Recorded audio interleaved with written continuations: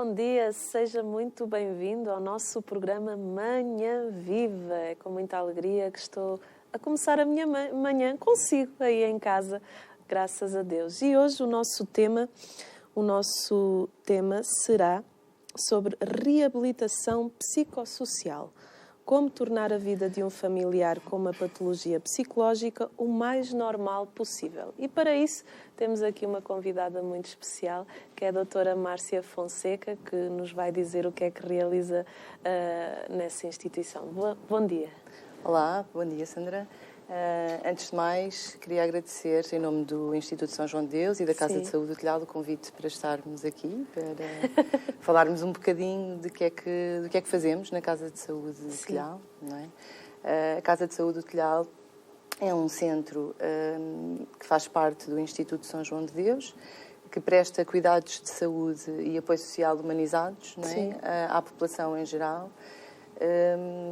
Segundo o carisma hospitaleiro que São João de Deus nos deixou, que é o nosso fundador. Sim. A doutora Márcia Fonseca é psicóloga, também nessa instituição, coordenadora do Serviço de Reabilitação Psicossocial na Casa de Saúde do Telhal. A Casa de Saúde do Telhal presta cuidados de saúde e apoio social humanizados à população em geral. É inspirado, como disse a doutora Márcia, no estilo carismático de São João de Deus, está de acordo com a doutrina social da Igreja, aposta na excelência técnica e rigor científico, dá particular atenção aos mais desprotegidos, conta com colaboradores especializados e comprometidos com o princípio de fazer bem o bem. Doutora Márcia, que cuidados de saúde é que vocês prestam? Portanto, na Casa de Saúde do Telhal, nós prestamos cuidados de saúde a pessoas com doença mental em fase subaguda da sua doença. Temos programas de reabilitação psicossocial residenciais e ocupacionais e programas de reabilitação para pessoas com doença alcoólica e temos também uma unidade de psicogeriatria para doentes com maior dependência, digamos assim. E temos também pessoas com deficiência mental, portanto, integradas em unidades de reabilitação. Que tipos de apoio é que vocês têm? É um apoio social humanizado? Como é que... Sim, portanto, São João de Deus deixou-nos esse carisma, não é? No século XVI, quando ele decide fundar um hospital, em outros moldes daqueles que existiam na altura, ele decide ter uma intervenção em que divide, por exemplo, os utentes por patologia, por doença, o que para a época era muito inovador e também um ato simbólico, não é? De que cada doente deveria ter uma esteira, não é? Portanto, cada doente tem que ter o seu cuidado individualizado, tendo em conta a sua especificidade, as necessidades que tem, as motivações, as expectativas, portanto, há sempre uma avaliação que é feita a cada pessoa, não é? E os cuidados de saúde e os cuidados de apoio social vão ao encontro daquilo que a pessoa necessita e também das suas motivações e das suas expectativas, não é? Sempre que possível também ao encontro daquilo que a família espera e precisa. Vocês têm, então, uma visão holística da pessoa, ou seja, têm em conta o todo, não uma parte. Sim. Isso é muito importante. A vossa atenção para com os desprotegidos surge desse carisma, certo? Sim, São João de Deus começou a pedir esmolas para os mais pobres, para os mais desfavorecidos, para aqueles que na altura eram considerados os loucos, portanto, para os marginais. Sim. E a Casa de Saúde do Telhal e todo o trabalho da Ordem, não é, assenta nesse princípio, não é? Portanto, nós temos como valores a qualidade, o respeito, a responsabilidade, a espiritualidade e o nosso valor central é esta hospitalidade, não é? Algo que nos distingue, que nos marca e que olhamos para a pessoa no seu todo, com a sua dignidade, como uma pessoa única e singular. Sim. e com esse apoio para as pessoas mais desfavorecidas, sendo que o estigma associado à doença mental, Sim, apesar de tudo e vários séculos depois, não é? Os loucos já não são designados loucos, não é? Já não são colocados à margem da sociedade. Portanto, hoje em dia preconiza-se que as pessoas portadoras de uma doença mental possam viver dentro da sua comunidade, portanto, não sejam desinseridos, estejam cada vez mais, este processo de reabilitação, de tratamento, de cuidado, seja feito cada vez mais dentro da comunidade onde o utente pertence, onde a pessoa pertence. Mas, de qualquer das formas, ainda existe aqui um estigma associado à doença mental, não é? Infelizmente. Com o qual também tentamos trabalhar e fazer frente na nossa intervenção. Realmente a hospitalidade e o acolhimento, eles fazem toda a diferença, seja onde for. E na vossa área, então, acredito que fará a diferença na vida das pessoas que têm doença mental, mas também nas famílias que têm essa pessoa, porque com certeza elas vão se sentir confiantes ao entregar a pessoa na vossa instituição. Tentamos que pautar-nos, não é, por cuidados técnicos e que vão ao encontro do rigor e da excelência técnica, não é? A Casa de Saúde do Telhado foi pioneira em termos de reabilitação psicossocial, porque hoje em dia falamos muito de benchmarking e bench learning, não é? Da possibilidade de aprendermos com outros boas práticas inovadoras.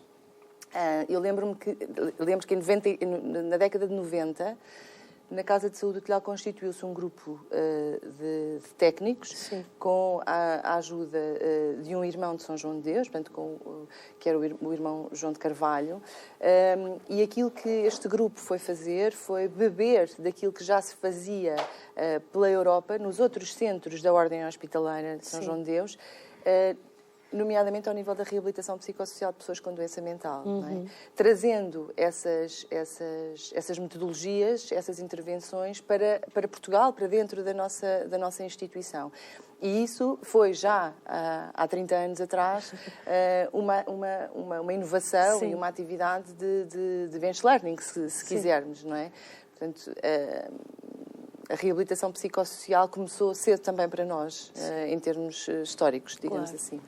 Uma coisa que me chamou muito a atenção enquanto lia o guião e preparava o programa de hoje foi uma frase: fazer o bem, bem feito. E isso despertou-me. Eu queria que... Porquê esta frase? É um lema de São João de Deus, não é? Ele diz-nos também que fazei bem a vós mesmos, fazendo bem aos outros. Não é? E o carisma da hospitalidade também é muito esse, julgo eu, não é? Que é a possibilidade de, na outra pessoa e pautarmos a nossa intervenção pelo respeito, por esta necessidade e esta premissa de querermos fazer bem aquilo que é o bem, digamos assim, ao nível da intervenção, não é? Aquilo que é preconizado ser feito com rigor, com competência técnica, apostando na formação, apostando... o Instituto São João de Deus é uma entidade acreditada ao nível da formação e tenta que os seus colaboradores também tenham formação contínua, não é? E que nos diferentes níveis de intervenção possam ter as ferramentas, digamos assim, para poder seguir este lema. Agora, antes de continuarmos a entrevista, eu quero convidá-lo a ver uma peça que foi realizada por nós há 10 anos, certo? Sim, penso que sim. Há mais ou menos 10 anos, aqui pela Canção Nova, sobre a Casa do Telhado. Vamos ver.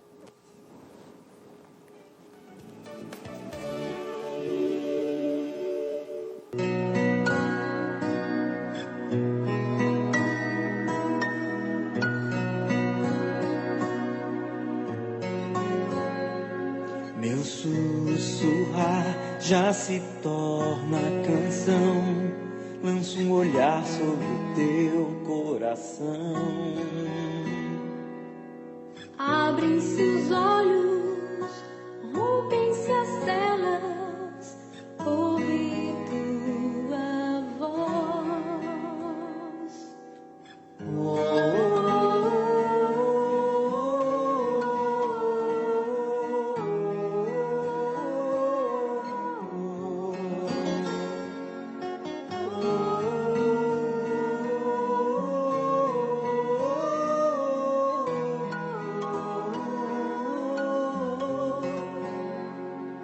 Sim, eu te amo, sim, eu te chamo, quem enviarei? Sim, eu te quero, sim, eu te espero, quero ouvir teu sim a me alcançar.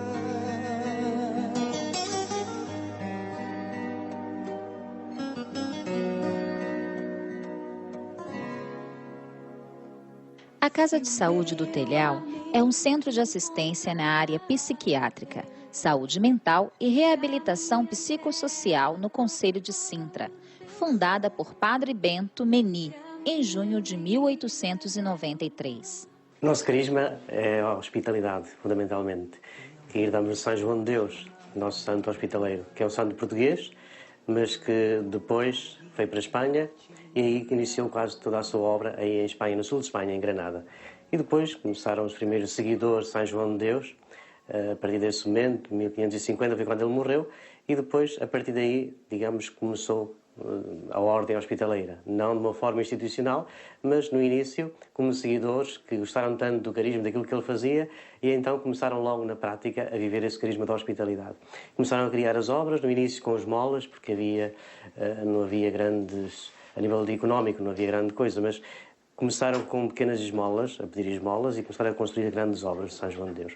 E foi espalhado pelo mundo inteiro o carisma da hospitalidade, que no fundo era viver a compaixão e a misericórdia de Deus, na realidade, junto das pessoas que sofriam mais. E que continuam ainda hoje. As pessoas que mais sofrem são mais excluídas, de modo especial o doente psiquiátrico. E então a Ordem tenta estar sempre aí presente, dar um pouco mais de humanização e de atenção a essas pessoas. Em 1893, o padre Bento Meni andava à procura de encontrar um espaço para criar um primeiro hospital psiquiátrico, já depois na refundação da Ordem, aqui em Portugal. E encontrou esta quinta porque, na altura, a psiquiatria, os hospitais psiquiátricos eram normalmente criados fora dos grandes centros urbanos. Portanto, as pessoas com doença mental eram consideradas pessoas perigosas, portanto, há aquele estigma ligado às pessoas com doença mental. E em 1893 ele encontrou esta quinta que estava à venda, que pertencia a uma família, eu julgo que isto se pode dizer, portanto, pertencia a família Vanzeler, que é uma família conhecida, e que tinha esta quinta à venda porque estavam a fazer a linha de caminho de ferro, aqui da linha do Oeste, e a linha de caminho de ferro ia-lhes passar no meio dos terrenos. E, portanto, obviamente, quiseram vender a quinta por causa disso.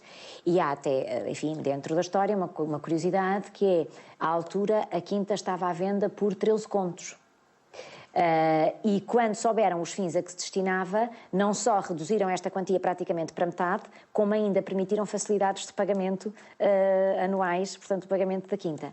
E então o padre Bento Meni fundou aqui a Casa de Saúde do Telhal em 1893.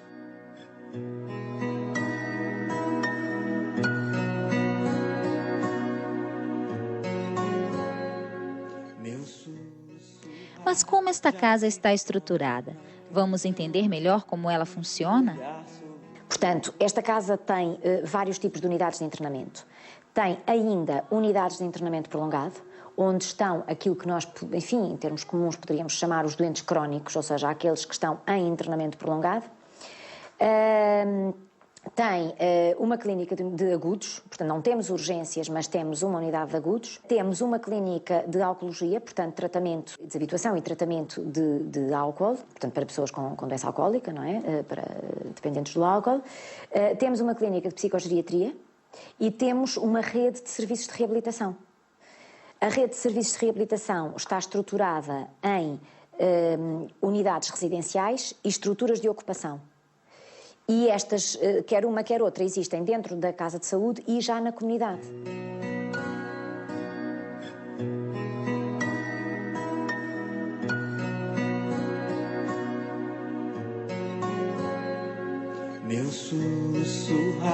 já se torna canção.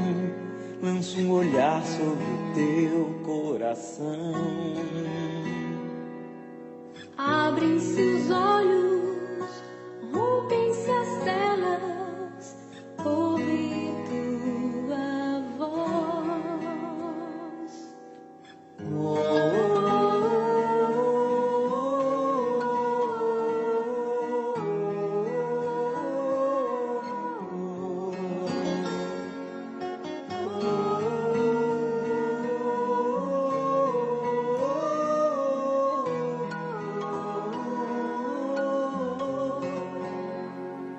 Sim, eu te amo, sim, eu te chamo, quem enviarei? Sim, eu te quero, sim, eu...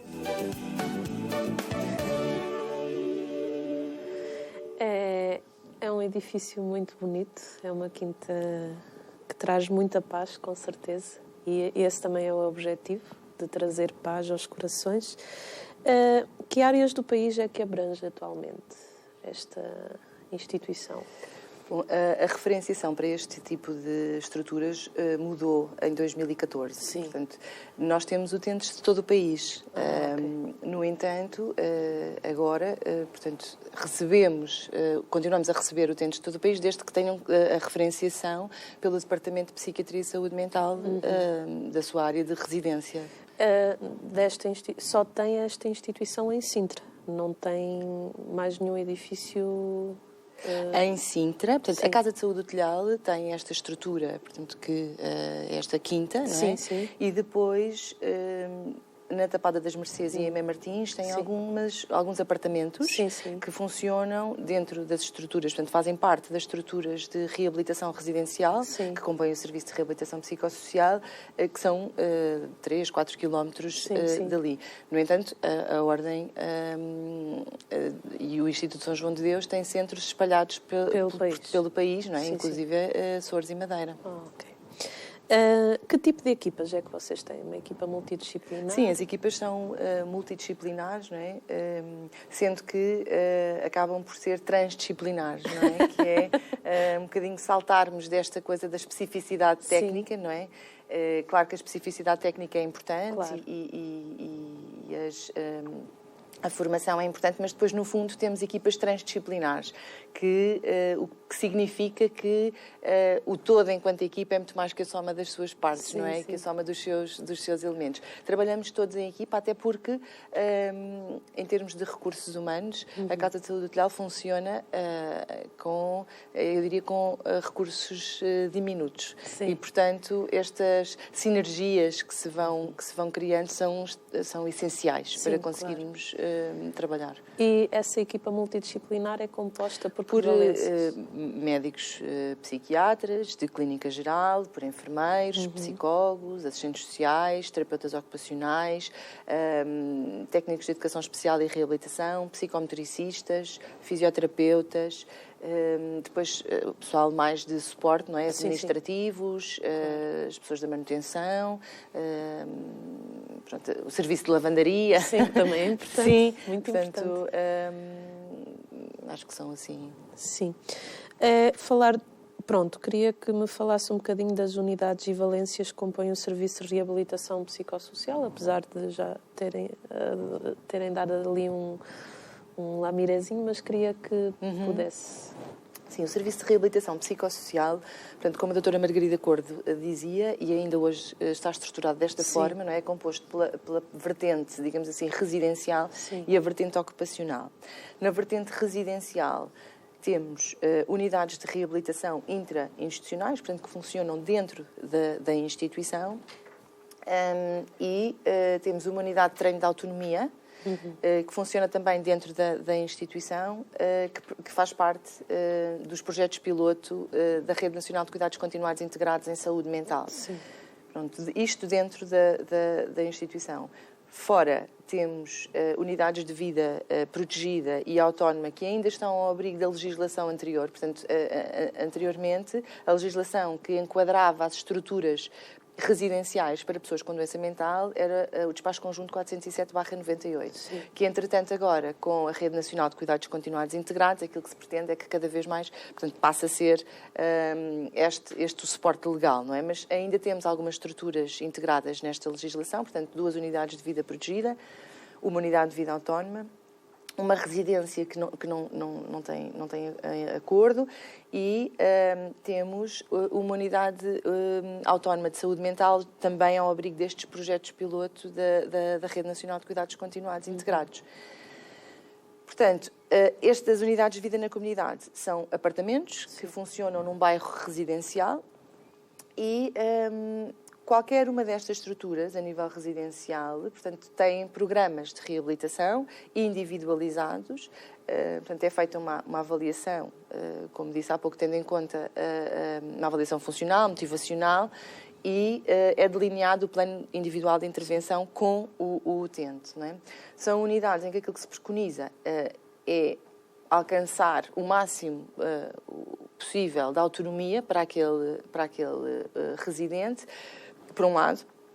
Por outro lado, incrementar aqui o empowerment, portanto, aqui a reestruturação ou ajudar aqui na consolidação da identidade, da própria identidade e da autodeterminação dos utentes. Trabalhar para maximizar ou potenciar ao máximo também a qualidade de vida dos utentes e promover, tanto adequado ao utente, também a inclusão social. Portanto, qualidade de vida, inclusão social, o empowerment, a autodeterminação são assim, e apoiar, portanto, a integração das atividades ocupacionais, integrar os utentes em atividades socioocupacionais ou profissionais. Isto faz-se não só no Serviço de Reabilitação Psicossocial, mas em todas as unidades, mesmo nas unidades de longo internamento. Não é?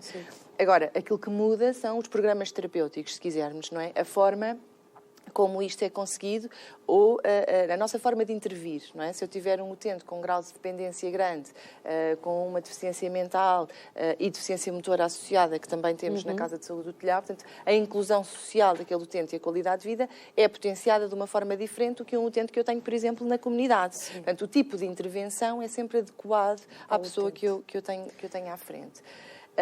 Nestas unidades de reabilitação, quer interinstitucionais, quer comunitárias, portanto, há um programa, um treino funcional individualizado que é assente nas premissas da reabilitação psicossocial, não é? No conceito de recovery, neste conceito de recuperação, do empowerment, não é? Do empoderamento dos utentes, na sua autodeterminação, no papel ativo que a pessoa tem que ter no seu processo de reabilitação, no papel ativo das famílias, sempre que adequado e sempre que possível.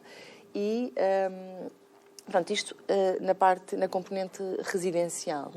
Depois, temos a parte do serviço de reabilitação, portanto, a vertente ocupacional.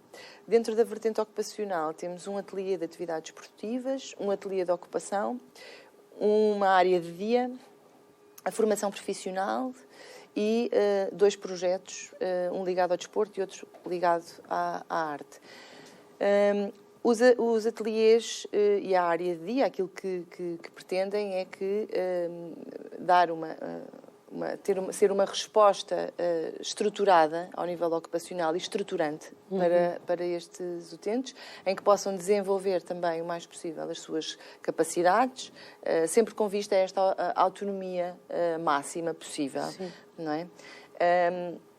A formação profissional aqui preconiza capacitar os nossos utentes, não é, de competências profissionais que lhes permitam inserir-se profissionalmente. Isto é o desejável, não é? Sim. O objetivo máximo. E depois temos ainda 2 projetos. Um projeto que é o Desportivamente, que alia aqui as atividades desportivas, lúdicas e desportivas, e de que forma é que estas atividades também podem contribuir para esta reabilitação, para este todo, não é? Sim. Que é, se quisermos, a nossa vida e a nossa capacitação para vivermos o mais autonomamente possível a nossa vida. Portanto, e desenvolve atividades desportivas, muitas delas até fora da comunidade. Estou-me a lembrar, por exemplo, temos uma parceria com a Fundação São João de Deus e com a Federação de Golfe, e neste momento temos um grupo de utentes, neste momento já há cerca de 3 anos, temos um grupo de utentes que semanalmente vai jogar golfe e que participa em torneios de golfe. E que alia aqui, portanto, as mais-valias da componente desportiva, se quisermos, não é? O treino da concentração, o treino da própria motricidade, com a componente da inclusão social, portanto, o poder abrir o circuito de relações interpessoais, não é? Abrir o leque de relacionamentos interpessoais a que estas pessoas podem aceder, ir à comunidade jogar golfe, participar neste tipo de atividades, além dos benefícios que depois traz a nível da autoestima e do autoconceito destas pessoas também, não é? O projeto ligado à componente artística, não é? Aquilo que pretende é, no fundo, potenciar e desenvolver a componente artística destes utentes. No fundo, permitir que eles também possam expressar aquilo que sentem através da arte. E mesmo as competências que têm a esse nível, não é? Temos realizado algumas exposições no Museu São João de Deus, e algumas já têm itinerado, digamos assim,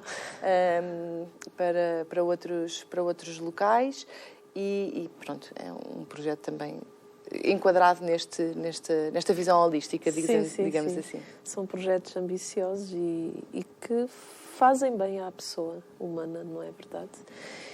A nossa conversa está muito boa, mas agora vamos para um curtíssimo intervalo. Tomar um cafezinho e já voltamos.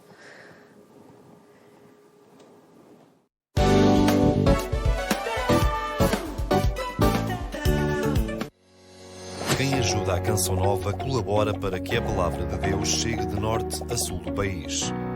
Seja através dos encontros de evangelização ou da rádio, da TV e da internet. É o benfeitor da Canção Nova que patrocina a transmissão de todos os programas da TV, sempre baseados nos valores e princípios cristãos, assim como celebrações e viagens apostólicas do Santo Padre, produções da Terra Santa, Santa Missa, o Terço e as peregrinações aniversárias do Santuário de Fátima. Através dos meios de comunicação, a Canção Nova torna-se companheira de muita gente em Portugal. E você? Já pensou em ser um benfeitor da Canção Nova?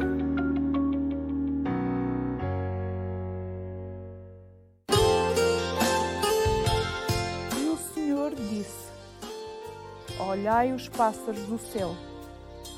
Não semeiam, não colhem, nem guardem celeiros.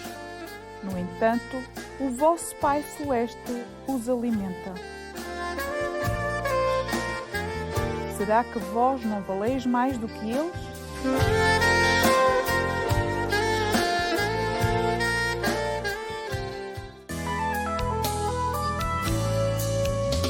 Eu busco um mundo de sol, eu busco um mundo de luz.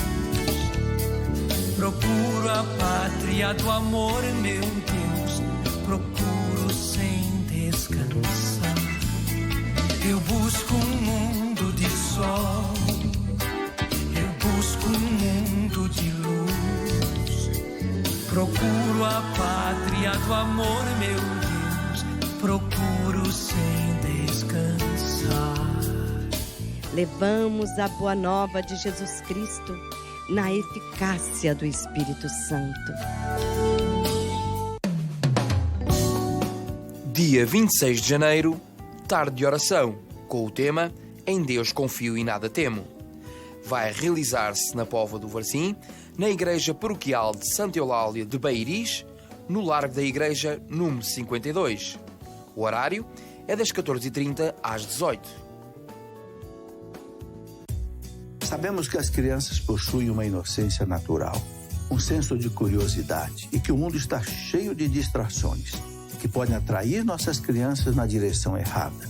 Mas com a ajuda de Deus e de uma família participante na igreja, seus filhos poderão crescer na fé, na esperança e no amor. A missa dominical fornece fundamentos essenciais de fé para a vida. Portanto, se sua família não tem frequentado a missa, o convidamos a voltar para casa. Estamos na segunda parte do nosso programa Manhã Viva. Quero também relembrar que hoje é dia de São Francisco de Sales, o padroeiro dos jornalistas, então que nós possamos também pedir a sua intercessão e rezemos também pela unidade dos cristãos, pelos cristãos perseguidos, que nós não nos esqueçamos, pois esta semana é dedicada a essa missão de rezar pelos cristãos. Estamos aqui com a Márcia Fonseca, psicóloga de uma instituição no Telhal que faz psicorreabilitação. Estamos aqui a conversar sobre a missão desta instituição, que tem como carisma esta reabilitação daqueles que são os mais necessitados, ligada à doença mental, não é? E eu queria também saber quantos utentes é que vocês têm nessa unidade, na vossa instituição? Temos cerca de 480 utentes.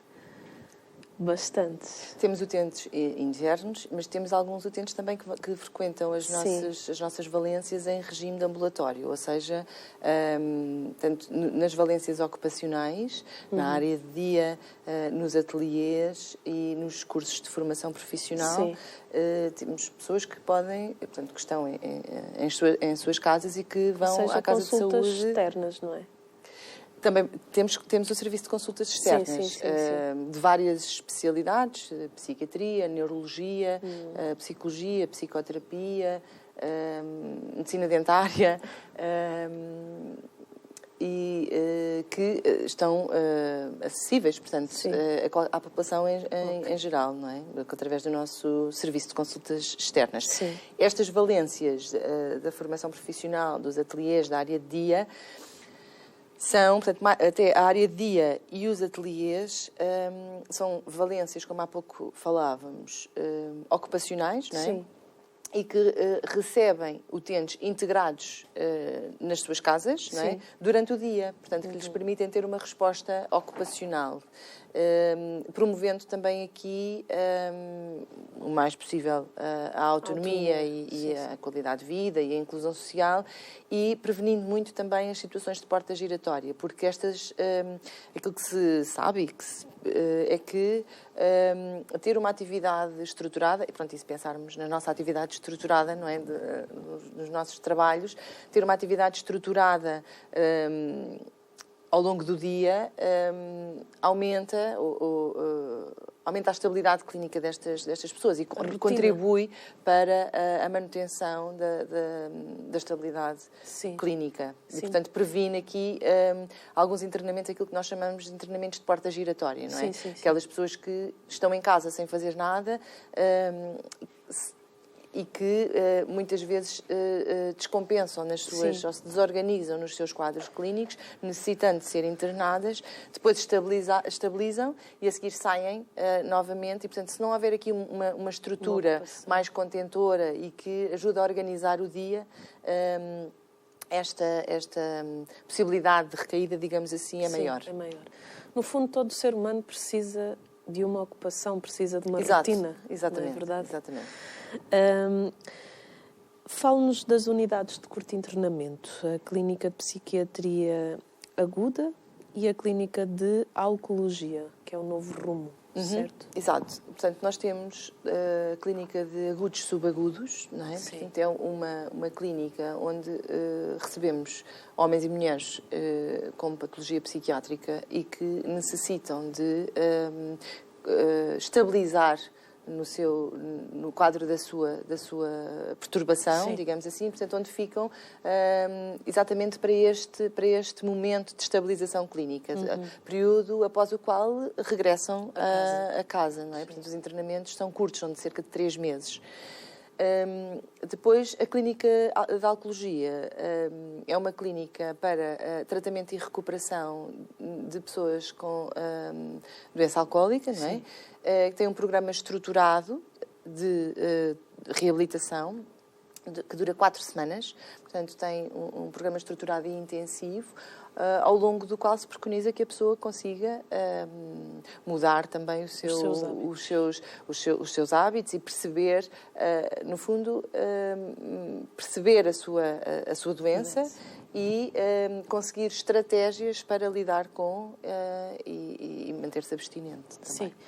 Depois que essa pessoa faz esse tratamento, depois tem grupos com o qual se reúne depois de sair desse internamento? Portanto, a Casa de Saúde Tutelar tem uma parceria, a Clínica da Oncologia tem uma parceria com os Alcoólicos Anónimos, que é uma dos grupos de ajuda mútua nesta área em Portugal, não é? E depois as pessoas poderão continuar a frequentar. Portanto, durante o tratamento têm contacto e os AAs vão à Casa de Saúde desenvolver algumas reuniões e depois podem continuar a frequentar as pessoas, normalmente até mais perto das zonas de residência. Sim. Para além disso, depois do tratamento, há um seguimento durante um ano em que as pessoas têm consultas durante esse ano. Sim, sim. No fundo, consultas de seguimento e para se fazer aqui um follow-up também. Ok. De que forma é que a vossa intervenção pode ajudar as famílias de uma pessoa com doença mental? Aquilo que a literatura nos diz é que as famílias que têm um membro com doença mental, as necessidades maiores que têm são a 3 níveis, não é? Primeiro, ao nível da informação sobre a doença, portanto, compreenderem o que é a doença, aumentar a literacia que estas pessoas têm ao nível da doença mental e da doença mental específica do seu familiar. Por outro lado, ter estratégias que lhe permitam fazer frente a estes comportamentos ou à doença, não é? E ao impacto que esta doença traz quando se instala no seio familiar. E, por outro lado, a necessidade de suporte, não é? Sim. Portanto, e aquilo que tentamos fazer com as famílias é um bocadinho a junção destas 3 premissas, não é? Por um lado, dar este tal conhecimento, ajudar a pessoa a compreender o que é uma esquizofrenia, não é? Sim. E que muitas vezes aqueles comportamentos, quando o seu familiar está mais desorganizado, numa fase aguda, digamos assim, ou em crise, têm origem na doença e não num comportamento dirigido àquele familiar, à mãe ou ao pai, não é? E, portanto, enquadrar aqui, ou que aquela apatia, ou aquela avolia, não é? Aquilo que designamos daquela pessoa que perdeu a motivação para fazer coisas, não é? Para o desempenho das suas atividades de vida diária, que se calhar tem um fundamento, tem uma origem nessa doença. E ajudar as famílias a perceber isto é muito importante, não é? Portanto, aumentar a literacia em saúde mental, ajudar as famílias a compreender a doença. Até porque as famílias devem chegar com alguns preconceitos em relação à doença mental, ou não? Fundamentalmente com muito desconhecimento, eu acho. Sim. Hoje em dia, apesar de tudo, menos, não é? Porque hoje em dia na sociedade o conhecimento está muito mais acessível, não é? E com a internet. O que também, por um lado, traz outros perigos, não é? Que é o tipo de informação a que se acede e não haver aqui uma possibilidade de fazer este filtro, não é? Sim.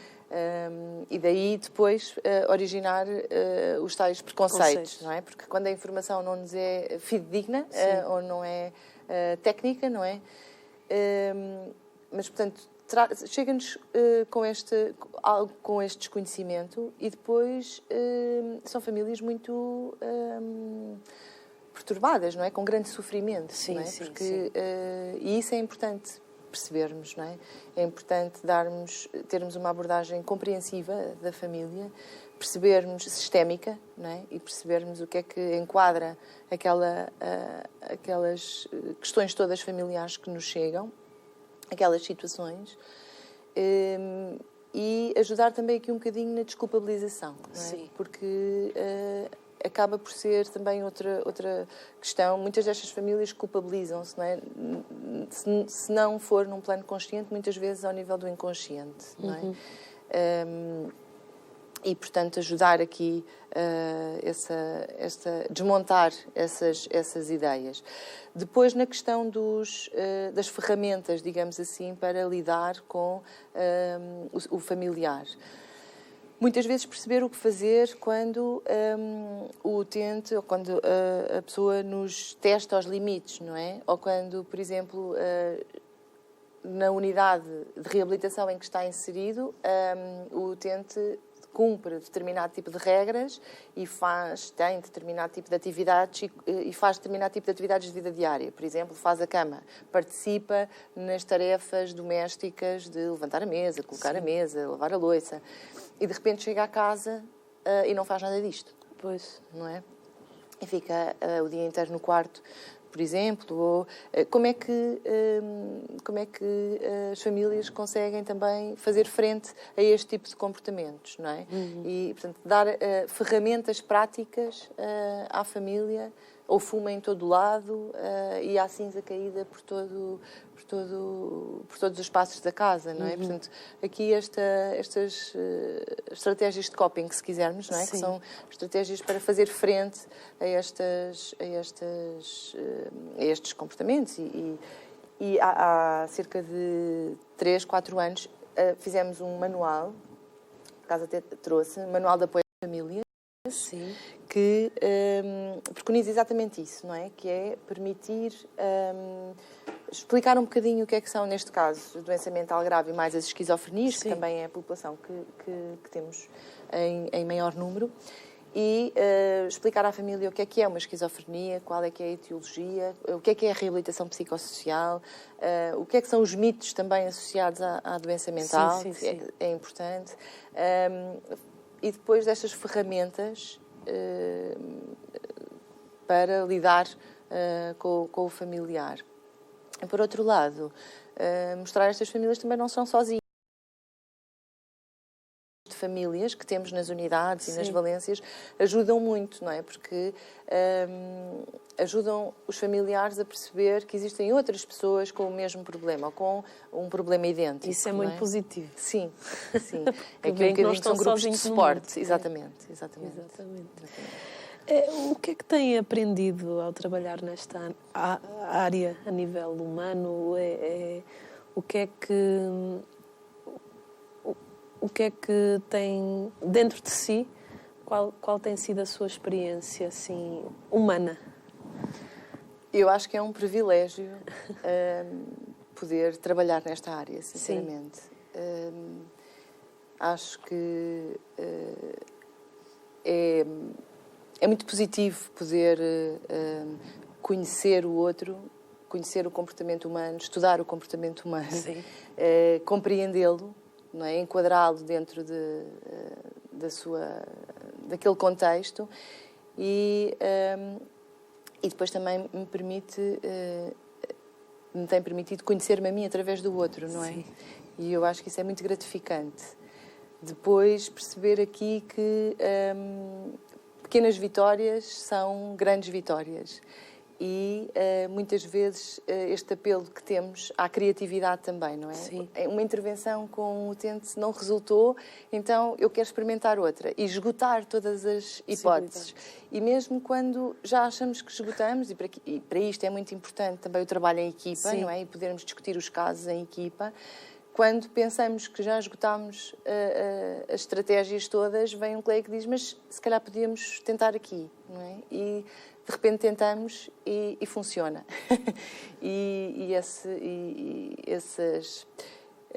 Essas vitórias são muito gratificantes, não é? Deixar-nos também... deixar-nos crescer com os utentes e possibilitar-nos esta capacidade de nos surpreendermos. Surpreendermos com o outro, não é? Termos essa capacidade. Eu acho que perguntar isso. Eu acho que isso é muito bom, porque ao longo destes anos, muitas vezes, porque nós próprios também temos as nossas limitações, e é muito importante olharmos para elas e sabermos também enquadrá-las e vermos também porque é que determinado utente nos diz mais ou nos diz menos. Sim. E, portanto, aí é o tal conhecermos a nós através do outro, não é? Através destas pessoas, e esta capacidade de nos surpreendermos, que muitas vezes, quando achamos que afinal já tudo havia sido feito, de repente eis que se calhar ainda não tinha sido o tempo. Sim. E agora surge um tempo para aquela pessoa, o tempo daquela pessoa. E também é a questão de respeitar o tempo do outro. Exato. Não é? Cada um tem o seu tempo.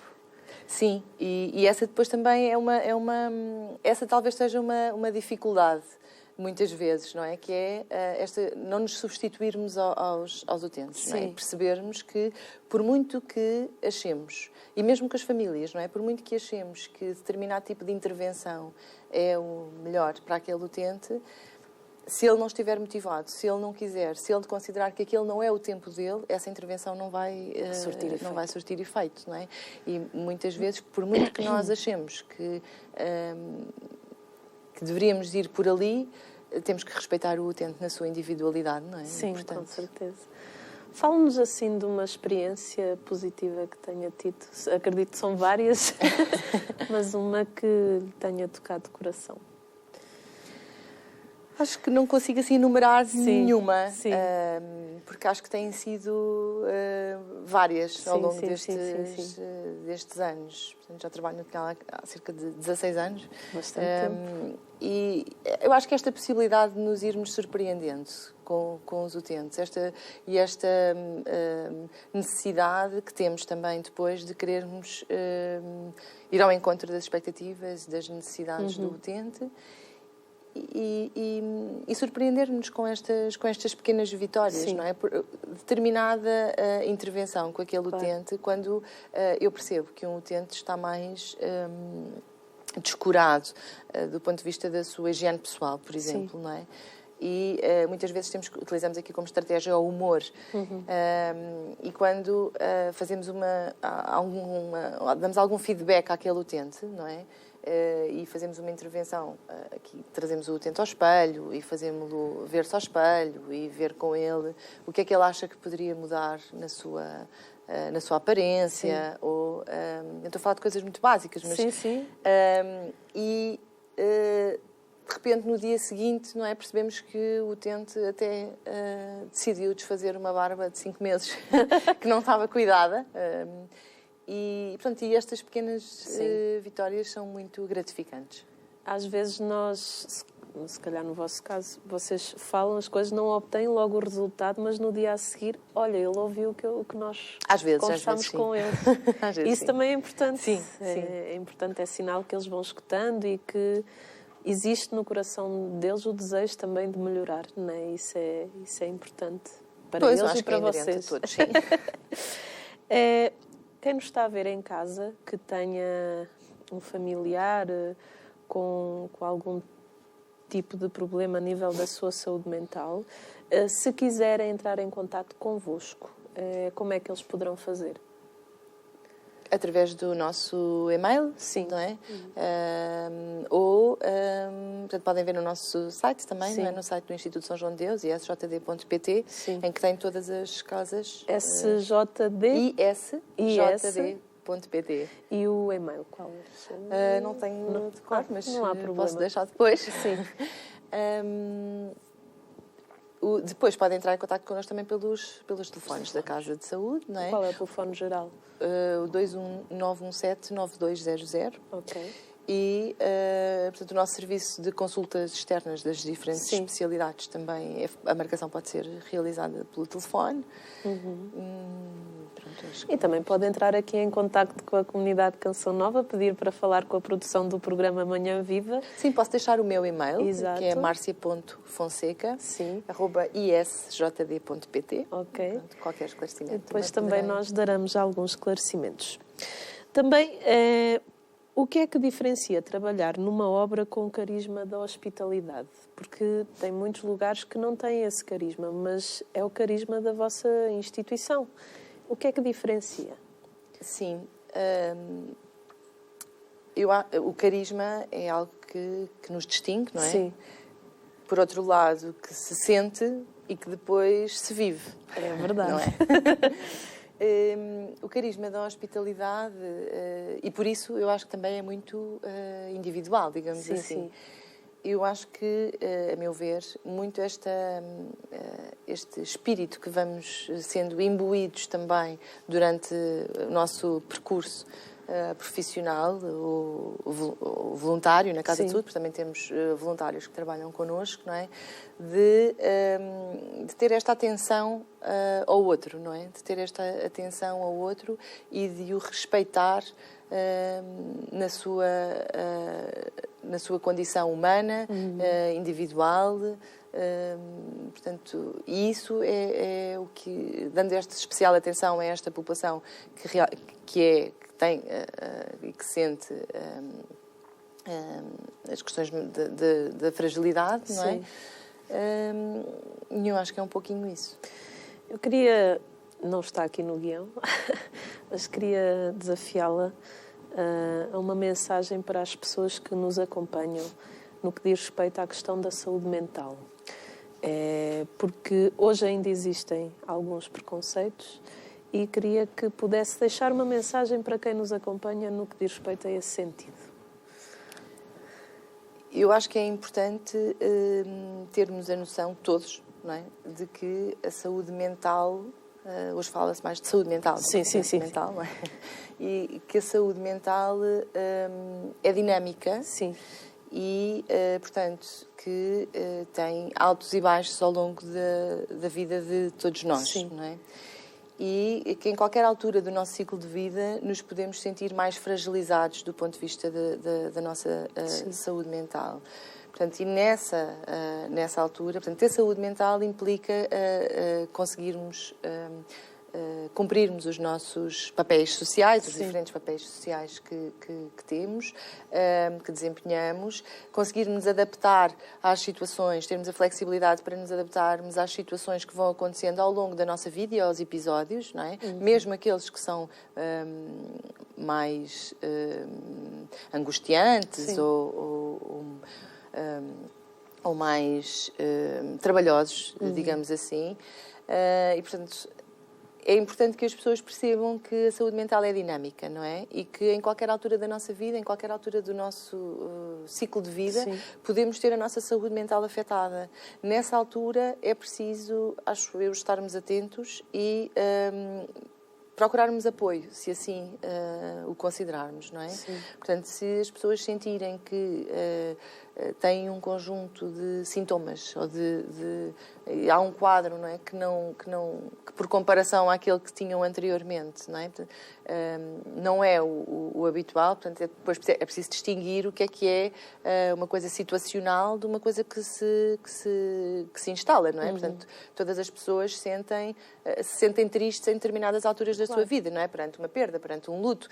É depois importante perceber se essa tristeza se instala e passa a fazer parte de um quadro de tristeza patológica ou de uma depressão, não é?